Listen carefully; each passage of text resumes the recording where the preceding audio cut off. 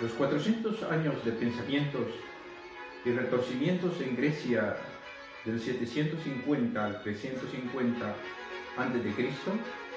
marcaron un comienzo extraordinario para la filosofía del hombre y de la mujer. Los presocráticos se preguntaron sobre el concepto de mujer en relación al concepto de hombre bajo estas 4 categorías. Número 1. Oposición. La pregunta de base que usaron los filósofos presocráticos estaba: ¿de qué manera son opuestos el hombre y la mujer? Un hecho fundamental de la raza humana es que se dividen en 2 sexos, hombre y mujer. Si bien hay diversidad de razas, religiones, clases económicas, sociales, nacionalidades, no quiere decir que haya otro sexo. Solo existirá el sexo masculino y femenino. En otras palabras, hembra y macho son las categorías que dividen a los animales en su especie, de modo que la mujer y el hombre son el ejemplo humano de la oposición del hombre y la mujer común a todas las formas superiores de la vida animal. Otra cosa sería que la persona en su formación sufriera una deformación a partir de anomalías genéticas, pero esto sucede raramente. Ya desde los filósofos presocráticos, 700 años antes de Cristo, habían debatido sobre esto. Otra cosa es que en su formación genética, en su formación física, el niño o la niña en su gestación pueda sufrir una deformación, pero eso a causa de una anomalía. Y esto ha sido estudiado por la ciencia, por la medicina, y le han nombrado con nombres específicos. Por ejemplo, está una anomalía que se llama hermafroditas. Todos conocemos quién es una persona hermafrodita. Es decir, aquella persona que contiene 2 tipos de gónadas o 2 tipos de órganos, el masculino y femenino. Bueno, en nuestra sociedad lo sabemos distinguir esto. Está otro tipo de anomalía que se llama pseudos hermafroditos, masculinos. Su constitución genética es XY, es decir, masculino, pero sus genitales externos son femeninos. Entonces, este es un hombre, pero que por una anomalía, por una deformación, ha ocasionado de desarrollar los genitales femeninos. Otra anomalía que hoy la ciencia, que la medicina ha descubierto y ya tiene las razones de todo esto es los pseudos hermafroditas femeninas. Entonces, su sexo genético es XX, es decir, mujer, pero sus genitales externos masculinos. Entonces aquí viene la duda, ¿qué es? ¿Es hombre o mujer? Entonces sigue siendo genética y físicamente mujer, pero que ha desarrollado por una anomalía los órganos genitales masculinos.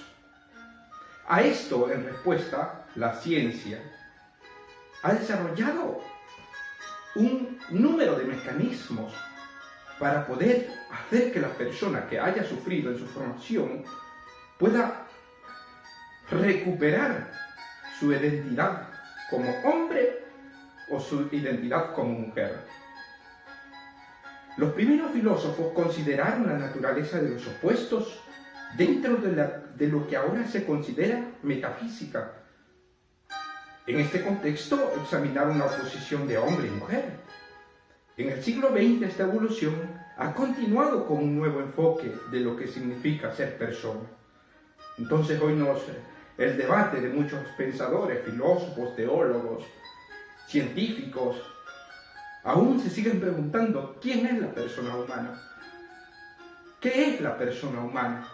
Entonces ya muchas respuestas a esto y muy consolidadas se encuentran. Luego está la segunda categoría que estos filósofos desarrollaron, a la cual se le llama la categoría de la generación.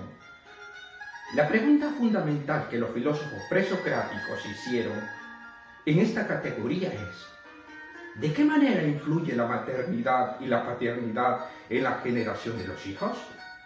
Vean qué interesante, ya aunque ellos se preguntaban. Es decir, ¿de qué manera influye la madre y el padre en la concepción o formación o constitución del niño o de la niña? En el lenguaje común he escuchado mamás, papás que dicen: mi hijo se aparece a su papá, o mi hijo por parte del papá dice se aparece a su mamá, se aparece al abuelo, se aparece al tío, se aparece mi primo, y entonces todo aquello. Eso es lo que se preguntaban prácticamente los filósofos presocráticos. Los filósofos consideraron las formas en que la unión de hombre y mujer generaban un nuevo ser que estaba separado de ambos. Reconocieron que su capacidad para generar una identidad separada hizo que la oposición del hombre y de la mujer fuera diferente de la del otro, opuesto, como por ejemplo el calor con el frío, el día o la noche. Sus análisis se centraron en tres áreas diferentes: la generación cósmica, la generación de los primeros padres y la continuidad de la generación. ¿Pero qué quiere decir cuando estos filósofos reflexionaron en torno a la generación cósmica? Los filósofos griegos reflexionaron sobre el cosmos, y por cosmos entendemos el mundo en cuanto tal, preguntándose de cómo se había formado. Una pregunta que se hacían era: ¿hubo elementos específicos? ¿La generación cósmica reveló la superioridad de algunos de sus elementos o fuerzas sobre otros?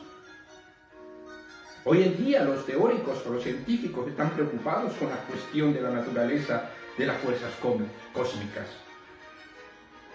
A esto, en este contexto es donde se desarrolla aquella teoría del Big Bang, de la explosión de aquel meteorito, y que la misma fuerza hizo generar vida y toda la cosa. La otra parte que los filósofos reflexionaban sobre este tema era a partir de la generación de los primeros padres.